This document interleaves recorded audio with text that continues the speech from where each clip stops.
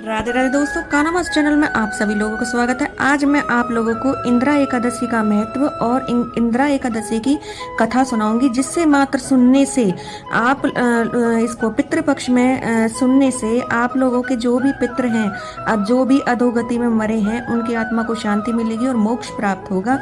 तो कृपया करके ये कथा अवश्य सुने और जो भी लोग व्रत करते हैं वो तो सुने और दूसरों को भी सुनाएं, और जो नहीं भी करते हैं व्रत को तो भी इसे खाली कथा सुनने से ही आपको व्रत का फल मिलेगा और अश्वमेध यज्ञ का फल प्राप्त होगा, जिससे आपके पितरों की आत्मा को शांति मिलेगी। तो दोस्तों, मेरी वीडियो के अंत तक जाइए और चैनल को लाइक सब्सक्राइब कर दीजिए। वीडियो को स्किप करके नहीं सुनना, क्योंकि आधी अधूरी कथा सुनने से भी पाप लगता है। तो पूरी कथा सुनिए और बेल आइकन का बटन दबाना ना भूलें, जिससे कि आने वाली नोटिफिकेशन आप लोगों के पास जरूर पहुंचे। तो चलिए दोस्तों, इंदिरा एकादशी का महत्व। धर्मराज युधिष्ठिर कहने लगे कि हे भगवान, मैंने भाद्रपद शुक्ल एकादशी अर्थात पार्श्व एकादशी का सुविस्तार वर्णन सुना है। अब आप कृपा करके मुझे अश्विनी क्वार माह के कृष्ण पक्ष की एकादशी के विषय में बतलाइए। इस एकादशी का नाम क्या है तथा इसके व्रत का क्या विधान है और इसका व्रत करने से किस फल की प्राप्ति होती है।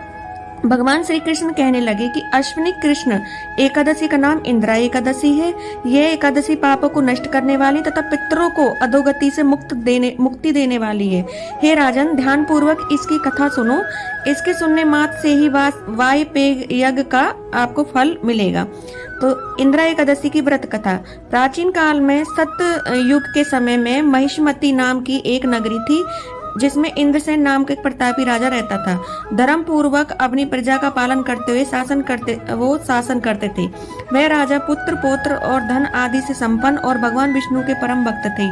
एक दिन जब राजा सुख पूर्वक अपनी सभा में बैठे थे तो आकाश मार्ग से महिषी नारद उतरकर उसकी सभा में आए। राजा उन्हें देखते ही हाथ जोड़कर खड़े हो गए और विधि पूर्वक आसन व आदर दिया। सुख से बैठकर मुनि ने राजा से पूछा है कि हे राजन, आपको सातों अंग कुशल पूर्वक तो हैं, तुम्हारी बुद्धि धर्म और तथा तुम्हारा मन विष्णु भक्ति में तो रहता है।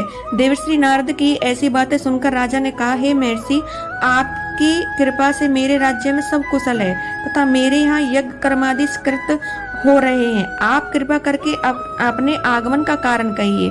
तब ऋषि कहने लगे कि हे राजन, आप आश्रय देने वाले मेरे वचनों को सुनो।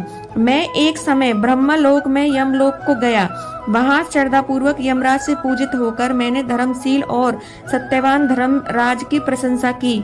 उसी यमराज की सभा में महान ज्ञानी और धर्मात्मा तुम्हारे पिता को एकादशी का व्रत भंग होने के कारण देखा।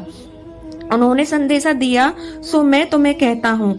उन्होंने कहा कि पूर्व जन्म में कोई विघ्न हो जाने के कारण मैं यमराज के निकट रह रहा हूँ। सो हे पुत्र, यदि तुम आश्विनी कृष्णा एक इंदिरा एकादशी का व्रत मेरे निमित्त करो तो मुझे स्वर्ग की प्राप्ति हो सकती है। इतना सुनकर राजा कहने लगा कि हे महर्षि, आप इस व्रत की विधि मुझे कहिए। नारद जी कहने लगे कि आश्विन माह की कृष्ण पक्ष की दशमी के दिन प्रातः काल श्रद्धा पूर्वक स्नान से निर्वृत्त होकर पूर्ण दोपहर को नदी आदि में जाकर स्नान करें। फिर श्रद्धा पूर्वक पितरों का श्राद्ध करें और एक बार भोजन करें। प्रातः काल होने पर एकादशी के दिन दातुन आदि करके स्नान करें। फिर व्रत के नियमों का भक्ति पूर्वक ग्रहण करता हुआ प्रतिज्ञा करें कि मैं आज संपूर्ण भोगों को त्याग कर निराहार एकादशी का व्रत करूंगा। हे अच्युते, हे पुंडरीकाक्ष, मैं आपकी शरण हूँ, आप मेरी रक्षा कीजिए। इस प्रकार नियम पूर्वक शालिग्राम की मूर्ति के आगे विधि पूर्वक श्राद्ध करके योग ब्राह्मणों को फलाहार का भोजन कराएं और दक्षिणा दें।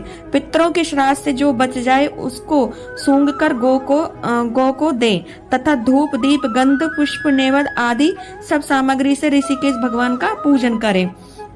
रात में भगवान के निकट जागरण करें। इसके पश्चात द्वादशी के दिन प्रातःकाल होने पर भगवान का पूजन करके ब्राह्मणों को भोजन कराएं। भाई बंधु स्त्री और पुत्र सहित आप भी मौन होकर भोजन करें। नारद जी कहने लगे कि हे राजन, इस विधि से यदि तुम आलस्य रहित होकर इस एकादशी का व्रत करोगे तो तुम्हारे पिता अवश्य ही आलस्य रहित होकर तुम इस एकादशी का व्रत करोगे तो तुम्हारे पिता अवश्य ही स्वर्लोक को जाएंगे। इतना कहकर नारद जी अंतर्धान हो गए। नारद जी के कथानुसार राजा द्वारा अपने बांधवों तथा दासों सहित व्रत करने से आकाश में पुष्प वर्षा हुई और उस राजा का पिता गरुड़ पर चढ़कर विष्णु लोक को गया।